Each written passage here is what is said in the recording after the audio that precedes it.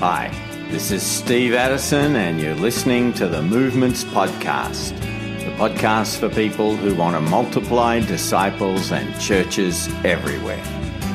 Today we're going to hear the latest out of Britain through Russell Godward, who's in Essex, just outside of London. Yeah, we're locked down here in the UK, as many people are.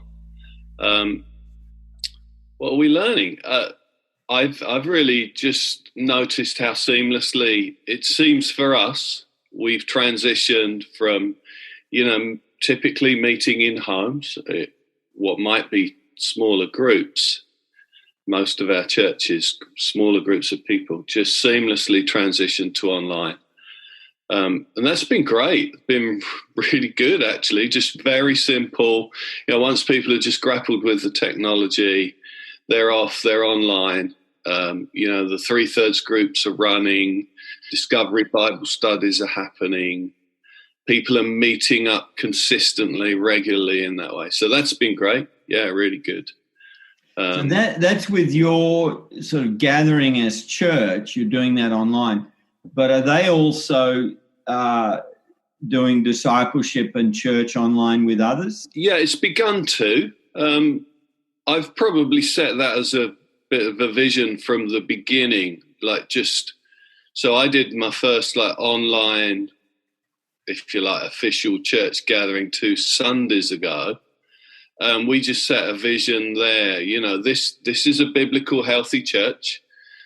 There's probably only one thing we can't do at the moment. That's be together with each other, eating meals in each other's homes, meeting together in that way. Otherwise, we can pretty much carry on doing everything and being that biblical, healthy church. And then could you go and reproduce this? So, could you go start a group like that this week somewhere? And so, we've just begun to see it reproduce. I know of one team doing that already. We're seeing multiple teams do that across the UK. So it just seems to have happened, quite seamlessly, and that's been great. So they're just automatically plugging into 3/3 discipleship and what they've learned from Acts 2:36-47 about healthy church. Yep. And they're transitioning to doing that online and starting new churches, new groups as a result. Yeah. And they're finding, if you're using Zoom or a platform like Zoom, I guess you got to be slightly more intentional about how you use your time when you're online with a group of people. So they're finding the 3/3 process just very helpful, really almost coming into its own. But then we're seeing people are noticing the process more clearly. And we've got an old lady on one of our teams just in town here, and she only joined us a few months ago. She'd been part of the Baptist and Anglican church all of her life. And she met us on the streets. We just offered to pray for her and shared the gospel with her. And her story now is that when you guys shared the 3 circles with me that day, that was the day I truly turned and believed on Jesus. I realized, although I'd been a believer in God and a church attender all my life, that was the first time I truly trusted and began to follow Jesus. So she's in one of our teams, and she's grappled with the technology. She's at every church gathering we do now, and she's just loving it. And then she's going away. So she's messaging me yesterday. She said, "Russell, I need to practice the questions for the Discovery Bible Study, but I can't remember what they are. Where are they?" So she's going away and practicing everything so that she can reproduce it with others. And I think she's about 70, just grappling with the technology, but very excited about what God's doing. It's just wonderful. And people doing that everywhere, just all the time. Mm. So how is the gospel getting out in a time like this? I would describe myself, and therefore many of our teams that I work with, as just being really strong when we're going, as teams, 2 by 2, or however many into the harvest, so into new communities, estates, neighborhoods.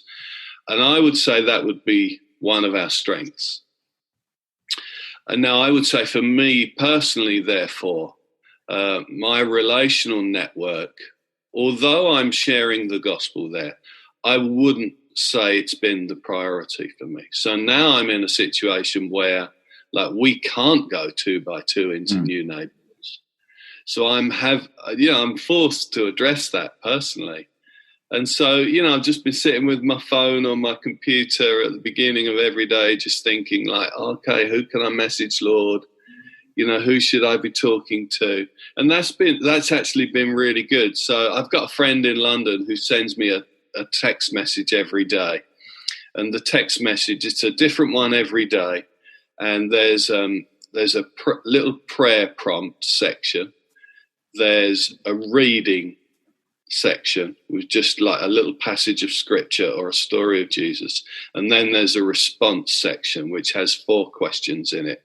What do we learn about God? Is there anything Jesus wants me to do as a result of this? How could I pray for you? And is there anyone you want to pass this on to? And so I've been sending that daily text message to, I don't know, maybe 6 or 7 guys I know who are far from God. That's been great. That's been really good. Why is that? Give us an example of responses you received. So one of them's my neighbour, lives out the back here, Guy, 40 years old, Alan, lovely guy. He's a carpet fitter, so he's done some of our carpets. He's a good neighbour. I've had some really good conversations with him, but I've not been able up to now to just sit with him and really share the gospel clearly with him and invite him to follow Jesus. But I've been praying for him all of this year, really. And so I just thought, I've got Alan's mobile number, I'm going to send it to him. And I think it was the first or the second day he responds to me, just says, "Oh, thanks for thinking of us, Russ." I found that really challenging. In fact, it really showed me some things about me personally. So I just text back and say, "Oh, thanks for the response. What was God teaching you?" And so he replies back and says, "Well, I don't really want to say what it means for me. It's really hit home personally." So that was like I think the first or the second day. And then I've had a couple of other responses over the week. And then I saw him. I was out painting the fence in the front garden this weekend, and he walked by to go to the shop. So, we had a 2-meter distance conversation. And he was like, "Thanks for sending me those messages, Russ. They're great." And he said, like that day, he said, "I've made some changes in my life." He said, "That really hit home." And he said, "I don't want to share with you what those are." Yeah. But he said it was really powerful. He said, "They're really encouraging me."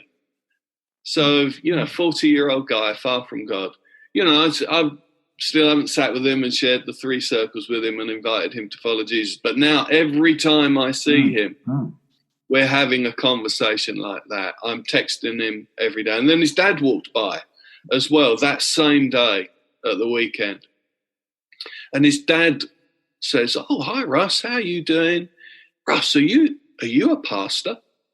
So I said, "Well, yeah, I guess I am, but what do you mean by that?" So he's like, some sort of like an equivalent of a vicar. And I said, "No, I used to be, but I'm not anymore.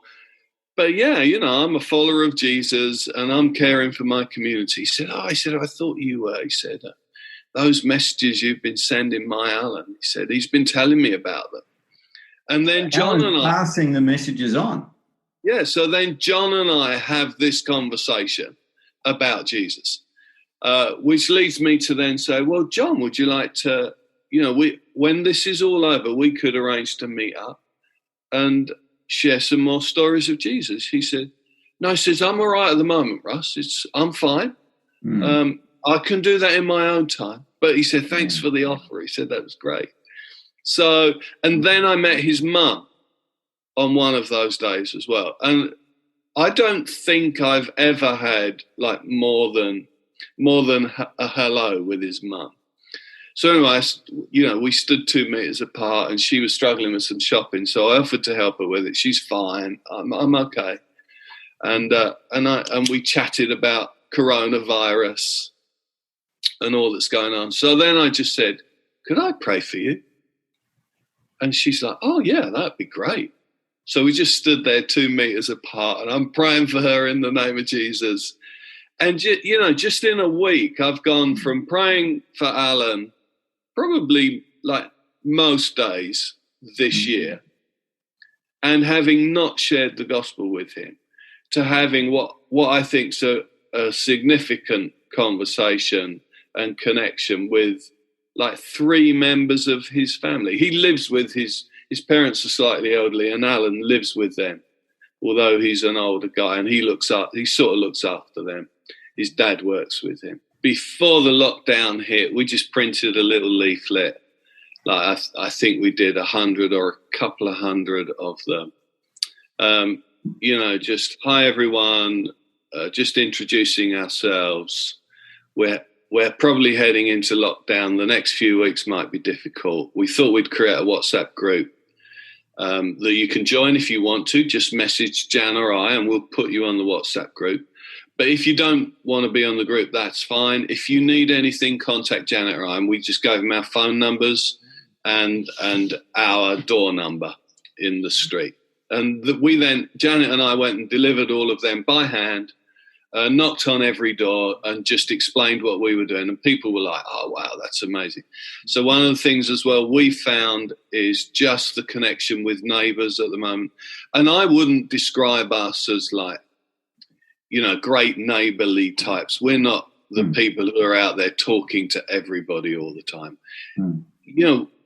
We were busy leading churches and probably hardly interacting with our neighbours at all, sadly to say. And now we're just finding these opportunities.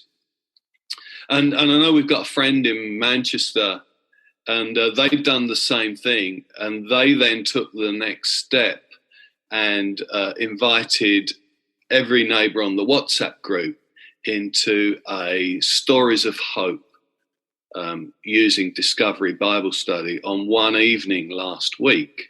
Yeah. And they were just going to run it and see if anybody turned up. They'd sent the link out on the WhatsApp group. And I think they had 3 of their neighbours rock up into the Zoom room to share a story of hope. And so Nick and Becky just did that one night last week. And I think they're planning to do the same thing again.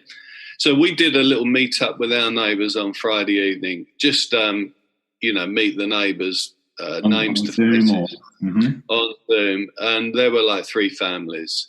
So that was just nice. But we didn't do a Discovery Bible Study or anything. But it was just great to connect with people. And so we're finding that as well. So then we were down... So somebody in town gets, it's like a local charity, and they get stuff delivered at the end of the day from a supermarket. And they put it on a table outside the front of their house just for people to go and collect. So I just drove past their house the other day and said hello to them. And they had loads of flowers. So I picked up a bootload of flowers in the car. And I delivered them to a load of our neighbours on the street here. And so one of the ladies just down the road here, again, she's lived here 20 years and we've hardly ever spoken to her. So we knock on her door, deliver the flowers. And she'd been sick the week before. So we're like, "Are you okay?" She's like, "I'm doing great, we're fine." And then she tells us about her son's father-in-law who's sick with COVID-19 in hospital. So we're just like, "Can we pray?" She's like, "Oh, shit, that would be great." She said, "We're praying. And we'd love it if you could." So then we just had this opportunity to pray with them as a family. So the other thing we're finding is happening, and again, it's this online thing. So I'm just posting like our church gatherings meeting this Sunday at 10:30, and I'm posting the Zoom link. So if you want to join us. So we found every time we've met now, just as a local team, People are easily inviting their friends into that, so that's a great thing. So we've seen that happen. But then we're finding other leaders joining us from across the world. So like this Sunday morning, we had people from Australia, people from East Africa, and people from Britain in the room. Doing church. Doing church together, 3 continents. Wow. And some of the people who joined us internationally, they were other leaders of other networks who were just like, Russ, do you mind if we join in just to watch how is this being done and how can we better do this? So that was great. So like we had this guy from Perth actually join us with a couple of his mates in his network there. And then we had a follow-up call the next day just to debrief that, to see what they could learn. And then just like, Russ, how do we effectively go and reproduce this? So that's one of the other things we found to be real helpful as well.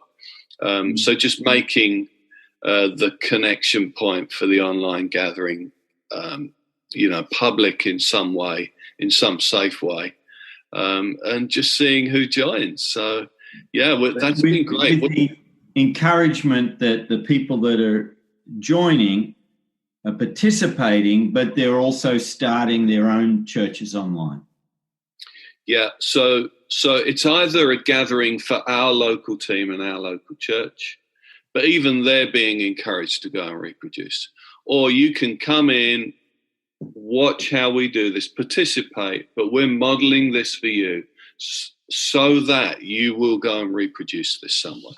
But what are you trusting God for in the midst of this crisis? Typically, I think I wouldn't cope well with a lockdown. I like to be busy. I'm an activist. I love being with people. So personally, I'm just feeling that sense of, wow, we're having to trust the Lord for the work. Like we're having to trust the disciples to the Lord, to the Spirit, for Him to take them up and use them. We're having to trust the churches to Him. So there's definitely trust, in all of this, and just trusting the Lord with the work. But we're really believing that in this time, God will multiply the work in an increasing measure, and that people will continually find ways to engage people, share the gospel generously everywhere they can, albeit, in a virtual or online sense, in order to multiply disciples and new churches across the world, and especially here in the Western world, so that we see a movement of new churches and new disciples multiplying everywhere. That's what we're praying for. We're praying for that every day. That God will move, that God will multiply His work across the earth. Don't forget to visit movements.net for all the resources you need to start multiplying disciples and churches everywhere.